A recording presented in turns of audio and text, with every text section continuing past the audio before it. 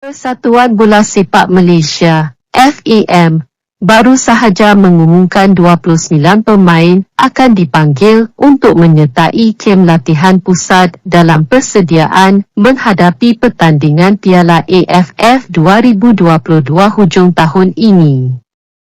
Namun begitu, menjadi persoalan di manakah pemain utama sebelum ini, selepas mereka tidak dipanggil menyertai skuad kebangsaan kali ini. Mereka adalah tonggak utama Harimau Malaya yang berjaya membawa kejayaan kepada Malaysia ke Piala Asia 2023 dan di pertandingan King S Cup yang diadakan di Thailand.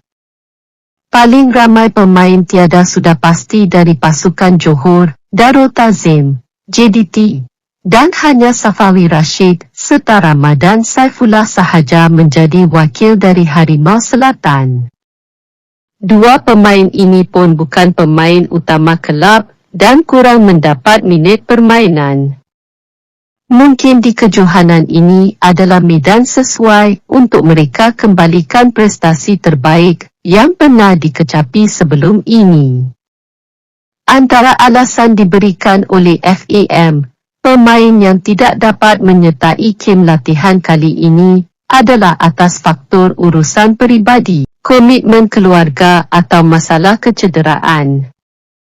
Adakah ini benar atau sebenarnya ada alasan tersendiri kenapa mereka tidak bersama rakan yang lain di kem latihan?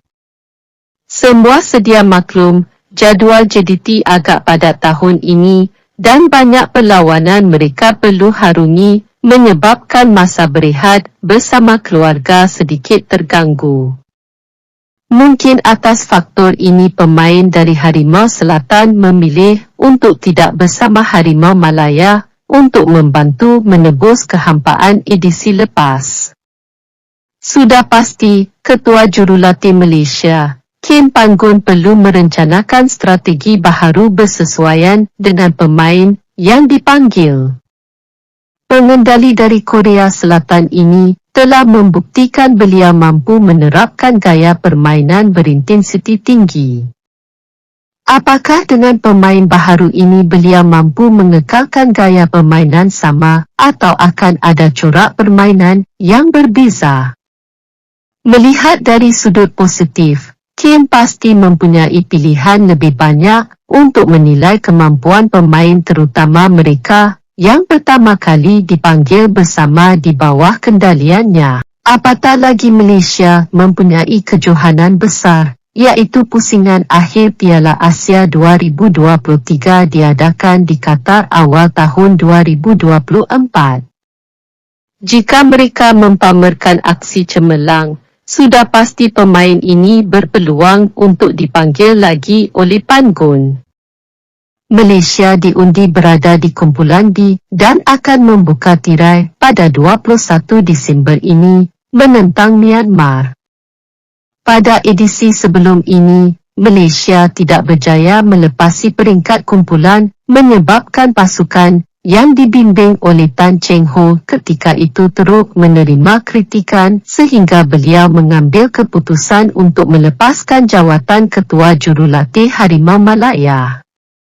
Seramai 11 pemain Johor Darul Ta'zim, JDT, telah diketepikan daripada senarai pemain yang akan menjalani sesi latihan pusat skuad kebangsaan bagi menghadapi perlawanan persahabatan antarabangsa Tier 1 menentang Kemboja dan Maldives bermula 29 November nanti.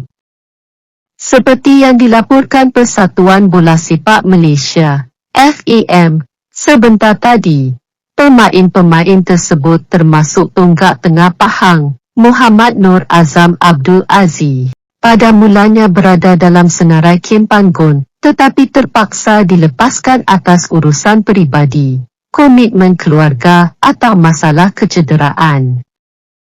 Ia berdasarkan peraturan status perpindahan pemain Persekutuan Bola Sepak Antarabangsa, FIFA, Lampiran 1. Bahagian pelepasan pemain kepada pasukan kebangsaan perkara 6 yang menyatakan bahawa kelab tidak diwajibkan untuk melepaskan pemain di luar jendela antarabangsa atau pertandingan dan tidak wajib melepaskan pemain yang sama untuk lebih dari satu perlawanan akhir pasukan wakil A. Setiap tahun di mana pengecualian kepada peraturan ini boleh ditetapkan oleh Majlis FIFA bagi Piala Konfederasi FIFA sahaja.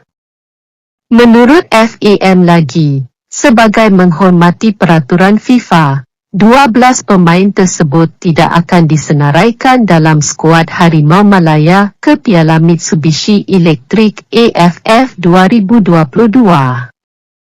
Pemain dari JDT yang dimaksudkan ialah Syahrul Muhsaad, Levi Lawrence Corbin O, Muhammad Nazmi Faiz Mansur, Arif Aiman Mohd Hanafi, Muhammad Akhyar Abdul Rashid, Matthew Davis, Muhammad Syafiq Ahmad, Muhammad Afiq Fazail, Muhammad Syami Safari, Nathaniel Shio Hong Wan dan Natzo Insa.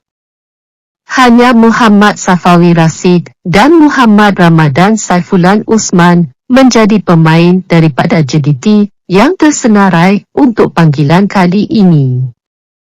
Bagi posisi penjaga gol, Ahmad Shihan Hazmi Mohammed telah terpilih bersama-sama Kalamullah Al-Hafiz Madrowi, Muhammad Azri Ghani dan Muhammad Rahadiazli Rahalin. Dion Kos pula akan mengetuai jentera pertahanan di samping pemain-pemain seperti Ahmad Kuzaimi P, Dominic Tan, Azam Azmi Murad, Syarul Nazim Zulpakar, Declan Lambert, Quentin Cheng dan Vevru Ventiran. Mukhairi Ajmal Mahadi, Brendan Gunn, Noh Hakim Hassan, Stuart Wilkin, Akram Mahinan, R. Kogileswaran, David Roli, Alif Haikal Lukman Hakim Lau, Nur Syami Iswan Amin dan Muhammad Faiz Nasir akan merebut tempat di posisi tengah. Manakala bahagian serangan pula akan diisi Darren Luke, Muhammad Faisal Abdul Halim, Safawi Rasid, Ramadan Saifullah serta tiga muka baharu iaitu Litak, Sergio Aguero dan Muhammad Hakimi Azim Rosli.